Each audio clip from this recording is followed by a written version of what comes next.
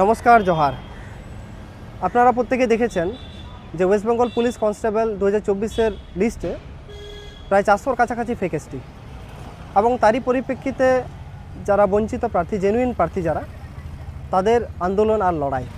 আর সেই লড়াইয়ে আমরা পশ্চিমবঙ্গ আদিবাসী কল্যাণ সমিতি থেকে শুরুতেই ওনাদের সাথে আছি, এবং সেই লড়াইয়ের পরিপ্রেক্ষিতে আজকে West Bengal police recruitment board চেয়ারম্যানের কাছে ডেপুটেশন।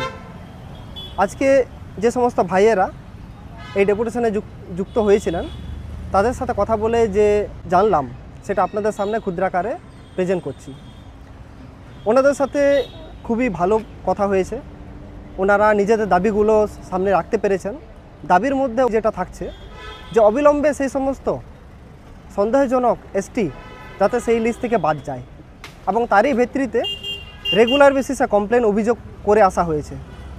এনারা গণ ইমেল করেছেন, এনারা রাজ্যের বিভিন্ন ডিপার্টমেন্টে কমপ্লেন চিঠি পাঠিয়েছেন, ইভেন সেন্ট্রালেও চিঠি পাঠিয়েছেন। এবং আজকের এই মিটিংয়ের মাধ্যমে ওনারা আশ্বাস দিয়েছেন যে আমরা আপনাদের সাথে আছি। আপনারা এই যে জেনুইন ক্যান্ডিডেটরা যারা লড়াইয়ে এগিয়ে এসেছেন, আপনারা লড়াইয়ে থাকুন। আমাদের যেভাবে সম্ভব আপনাদের লড়াইয়ে আমরা সাহায্য করব, এবং খুব দ্রুত এর একটা বড় পদক্ষেপ আমরা দেখতে চলেছি।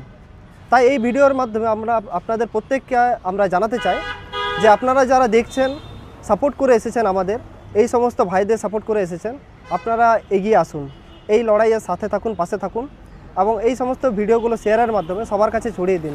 এখনও যারা এই লড়াইয়ে যুক্ত হয়নি, অবিলম্বে আপনারা যুক্ত হন। এর আগেও দেখেছেন বিভিন্ন নাম্বার শেয়ার হয়েছে, সেই নাম্বারের মাধ্যমে যোগাযোগের মাধ্যমে এনাদের সাথে আপনারা যোগাযোগ করুন, এবং আরও বৃহত্তর লড়াইকে আপনারা শক্তি এবং সামর্থ্য প্রদান করুন।